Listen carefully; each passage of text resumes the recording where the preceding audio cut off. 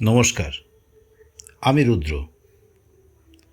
আজকে আমার একটা স্বরচিত গল্প পরিবেশন করব। গল্পটি ছোট বড় সকলেরই খুব জনপ্রিয় একটি মাসিক পত্রিকা শুকতারায় প্রথম পুরস্কৃত গল্প হিসাবে প্রকাশিত হয় চৈত্র 1406 সংখ্যায়। বিষয়টি ছিল 10 মিলে করি কাজ, হারি জিতি নাহি লাজ। গল্পটির নাম সোনার গাঁ। জলে কুমির, ডাঙায় বাঘ আর গাছে সাপ, এটাই সুন্দরবনের পরিচয়। অনেকগুলো ছোট বড় দ্বীপ নিয়ে সুন্দরবন। মাকড়সার জালের মতো অসংখ্য নদ নদী উথাল পাথাল ঢেউ নিয়ে বয়ে চলেছে। এইসব নদ নদীতে কুমির যেমন আছে, তেমনই আছে প্রচুর মাছ। 90% বেশি মানুষের জীবিকার একমাত্র উৎস মাছ ধরা। এরা জেলে সম্প্রদায়। সোনার চর এমনই একটা দ্বীপের নাম। সুন্দরবনের গহন বনের কোল ঘেঁষে বুড়িগঙ্গা নদীর ধারে সোনারচর গ্রাম। এখানে সবাই জেলে, কয়েক পুরুষের বাস। লক্ষণ সর্দার এদের মোড়ল। 75 বছর বয়সেও লক্ষণ সর্দার যুবকদের সঙ্গে পাল্লা দিয়ে কাজ করে। সকাল থেকে বিকাল পর্যন্ত সবাই মিলে মাছ ধরে। অবশ্য তারা পালা করে মাছ ধরে। এই সকাল থেকে বিকাল একটা দল, আবার সন্ধ্যের পরে কিছু লোক আবার মাছ ধরতে বেরোয়। কখন যে এই বড়ে মিয়া কার উপরে হামলা করবে তার ঠিক নেই। এই জন্যে কিছু লোক আছে তারা বনের দিকে নজর রাখে, আর কিছু আছে তারা মাছ ধরে। সাথে সাথে সুন্দরবনের বাঘকে শ্রদ্ধা জানাতে সোনারচর গ্রামে আবাল বৃদ্ধ বনিতা তাকে বড়ে মিয়া বলেই ডাকে। সারাদিন মাছ ধরার পর সেই মাছ ভুটভুটি চাপিয়ে নিয়ে আসে সন্দেশখালিতে। বেচাকেনা করে ফিরে আসতে প্রায় পরদিন সকাল হয়ে যায়। টাকা নিয়ে তারা কি করবে? ফেরার সময় প্রয়োজনীয় খাবার দাবার টুকিটাকি জিনিসপত্র কিনে আনে।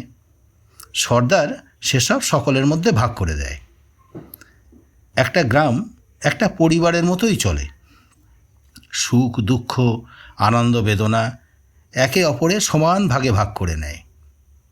আর লক্ষণ সর্দার পরিবারের কর্তার মতো সকলের প্রতি সতর্ক নজর রেখে চলেন।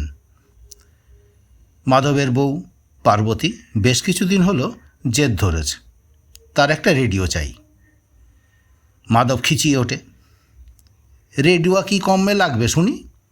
মাইয়াদের রান্না করা আর পোলা পান সামলানোই কাম। এ রেডিও কি হবে? হ্যাঁ? কথাটা সর্দারের কানে উঠতে সর্দার মাধবকে ডেকে হুকুম দিয়ে দিলেন, মাধু, তুই আসছে দিন মাছ বেচতে যাবি, আর ফেরবার পথে একটা রেডিও নিয়ে আসবি। ব্যাস, যেমনি কথা তেমনি কাজ। গ্রামে রেডিও আসার পর যেন একটা উৎসব লেগেছে। সবাই ভিড় করে রেডিও শোনে। কয়েকদিন ধরে টিপটিপ বৃষ্টি পড়ছে। লক্ষণ সর্দারের মনটাও ভালো নেই। ঘন ঘন বিড়ি টানছে, আর একবার আকাশের দিকে আর একবার নদীর জলের দিকে তাকাচ্ছে, যেন হারিয়ে যাওয়া কোনো জিনিস খুঁজছে। ব্যাপারটা হারু মণ্ডলের নজর এড়ায়নি। সে আশপাশের সঙ্গী সাথীকে সর্দারের রকম সকম বলায় সবাই এসে সর্দারকে ঘিরে বসল। লক্ষণ সর্দার সবার মুখের দিকে একবার চোখ বুলিয়ে দূরে গভীর জঙ্গলের দিকে দৃকপাত করে বলে উঠল, না হে, ব্যাপার সুবিধে লয়, বড় বন্যে হবে বলে ঠেকছে। হারু গর্বের সঙ্গে বলে, সর্দার, আমরা বাদা জঙ্গলের মানুষ, আমাদের আবার জলের ডর। আর তাছাড়া এত উঁচু বাঁধ রইছে, তুমি ডরাও মিশে। চলো কামে চলো। সর্দার মুচকি হেসে বলে, পেকিতি যে অন্য কথা কয় গো বুড়ির পো, জলের রং দেখছস? ওপর পানে চাও, আকাশ কত নিচে নেমে এসে দেখতে পাও। দূরে জঙ্গল দেখো, সবজি ফ্যাকাশে হইছে। এসবের মানে বোঝো? ডরের আসে গো, গোটা গেরাম ডুববে। সময় লাই, বাঁধ উঁচু কর, মাটি কাট, বাঁধ আরও মজবুত কর। সর্দারের কথাই হুকুম। গোটা গ্রাম লেগে গেল বাঁধের তদারকির কাজে। এদিকে রেডিওতে ঘন ঘন সতর্কবার্তা, গভীর নিম্নচাপ, প্রবল ঝড়ের সঙ্গে সমুদ্রের ঢেউ আছড়ে পড়বে গঙ্গার উপত্যকায়। এক সময় এলো সেই ভয়ানক দিন। প্রবল বর্ষা, ঝড়, বন্যায় সুন্দরবনের দ্বীপগুলো ধুয়ে মুছে গেল। শুধু সোনার চরের ক্ষয়ক্ষতির পরিমাণ তুলনামূলক অনেক কম। কিভাবে এটা সম্ভব হলো? মন্ত্রী এলেন, সাংবাদিক এলেন, বহু জ্ঞানী গুণী মানুষ এলেন। সোনারচর গ্রাম তারা দেখে অবাক হয়ে গেলেন। 10 মিলে কাজ করবার এক বাস্তব নিদর্শন দেখে তারা মুগ্ধ হলেন।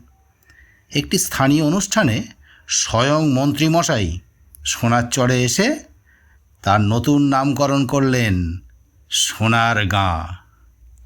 ধন্যবাদ।